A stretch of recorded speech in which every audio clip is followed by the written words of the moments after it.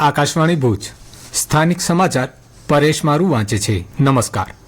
ભુજમાં નવીન પશુ ચિકિત્સા અને પશુપાલન મહાવિદ્યાલય માટે પશુપાલન મંત્રી રાઘવજી પટેલની ઉપસ્થિતિમાં પશુપાલન વિભાગ અને કામધેનુ વિશ્વવિદ્યાલય વચ્ચે સમજૂતી કરાર MOU કરાયા। સત્તાવાર યાદીમાં જણાવ્યા મુજબ આ MOU દ્વારા ભુજ ખાતે પશુપાલન ખાતા હસ્તકની 38 એકર અને 23 ગુઠ્ઠા જમીન તથા તેના પરની મિલકત કામધેનુ વિશ્વવિદ્યાલયને હસ્તક સોંપાઈ છે। આ જમીન અને મિલકતનો ઉપયોગ પશુ ચિકિત્સા અને પશુપાલન મહાવિદ્યાલયના શૈક્ષણિક સંશોધન તથા વિસ્તરણ કાર્યો માટે કરાશે। આ પહેલથી કચ્છ અને રાજ્યના અન્ય પશુપાલકોને આધુનિક પશુ ચિકિત્સા અને સંશોધનના લાભ મળશે। આ મહાવિદ્યાલયને વહેલી તકે કાર્યરત કરવા આ વિશ્વવિદ્યાલય દ્વારા અંદાજે 38 જેટલા સ્ટાફની નિમણૂક પણ કરી દેવામાં આવી છે। ભુજ ખાતે આ નવીન મહાવિદ્યાલય કાર્યરત થતા રાજ્યમાં કુલ 6 પશુ ચિકિત્સા અને પશુપાલન મહાવિદ્યાલયો કાર્યરત થશે।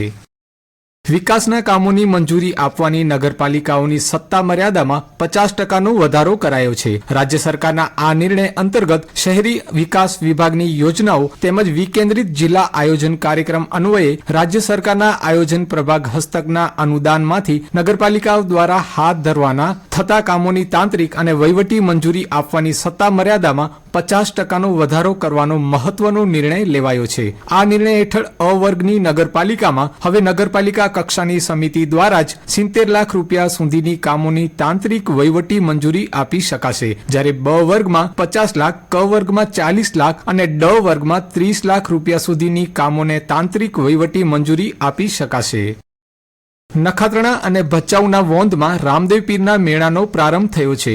નખત્રાણાના રામેશ્વર પાસે આવેલા રામદેવ પીરના મંદિરે ભાતીગઢ લોકમેળો યોજાયો છે। ત્રિદિવસીય મેળામાં મનોરંજનના સાધનો, ખાણીપીણી સહિતના 300 જેટલા ધંધાદારીઓ મેળામાં જોડાયા છે। મેળાના આજે દ્વિતીય દિવસ છે। પ્રથમ દિવસે મોટી સંખ્યામાં સહેલાણીઓ ઉમટી પડ્યા હતા। મેળાના અંતિમ દિવસે મલમલાખડો યોજાશે તો ભચાઉ તાલુકાના વોંધ ખાતે વાગડના પ્રસિદ્ધ રામદેવ પીરના મેળાનો પણ પ્રારંભ થયો છે। મેળામાં ભાવિકો અને વાગડના લોકોની સાથે મુંબઈગરા મોટી સંખ્યામાં આવી પહોંચ્યા છે। મેળામાં 25 જેટલા આધુનિક ટેકનોલોજી વાળા રેન્જર, ચકડોળ, મોતનો કૂવો સહિતના મનોરંજન સાધનો, ફેન્સી રેડીમેડ કપડા, કટલેરી, ખાણીપીણી સહિતના સ્ટોલો પર ભીડ જોવા મળી હતી।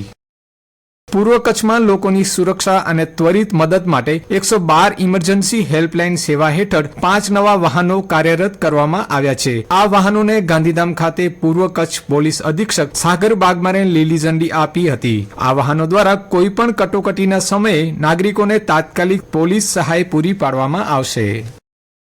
ભુજની કોલેજમાં છાત્રાની હત્યાની ઘટના બાદ જિલ્લાની તમામ કોલેજોમાં સુરક્ષા વ્યવસ્થાને વધુ સઘન બનાવવા સૂચના આપવામાં આવી છે। કચ્છ યુનિવર્સિટીના કુલસચિવ દ્વારા જારી કરાયેલા આદેશમાં તમામ કોલેજ અને અનુસ્નાતક ભવનમાં CCTV કેમેરા લગાવી સલામતીની યોગ્ય વ્યવસ્થા પ્રદાન કરવા, કોઈ પણ ઘટના ઘટે તો તરત જ નજીકના પોલીસ મથકે જાણ કરવા, જો આવી ઘટના બને તો તાત્કાળ અસરથી શું કરવું, સ્વ બચાવ કેવી રીતે કરવો, પોલીસને તાત્કાલિક જાણ કેવી રીતે કરવી તેના અંગે સંબંધીઓને માહિતગાર કરવા જણાવાયું છે। વિદ્યાર્થીઓ માનસિક તણાવમાંથી મુક્ત થાય તે હેતુથી મનોવૈજ્ઞાનિક તજજ્ઞોને બોલાવી કાઉન્સેલિંગ કરવા, વિદ્યાર્થીઓને સ્વ બચાવની તાલીમ આપતા કાર્યક્રમોનું આયોજન કરવા પણ જણાવાયું છે।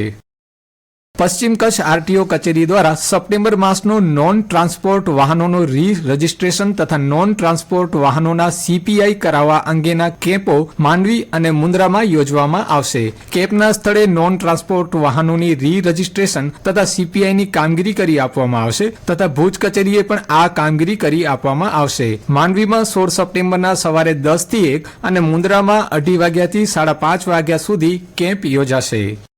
5 સપ્ટેમ્બરે શિક્ષક દિને ભુજની મુક્ત જીવન સ્વામી બાપા મહિલા કોલેજ ખાતે જિલ્લા કક્ષાનો શ્રેષ્ઠ પારિતોષિક એનાયત સમારોહ યોજાશે। જિલ્લા શિક્ષણ વિભાગના ઉપક્રમે યોજાનાર કાર્યક્રમમાં જિલ્લા અને તાલુકા કક્ષાના શ્રેષ્ઠ શિક્ષકોને સન્માનિત કરાશે। ભચાઉ વિભાગીય સંશોધન કેન્દ્ર દ્વારા કબરાઉમાં વૈજ્ઞાનિક પદ્ધતિથી પ્રાકૃતિક ખેતી ઉપર ખેડૂત તાલીમ વર્ગનું આયોજન કરવામાં આવ્યું હતું, જેમાં 92 જેટલા ખેડૂતે ભાગ લીધો હતો। અને આ સાથે સમાચાર બુલેટિન પૂરું થયું। નમસ્કાર।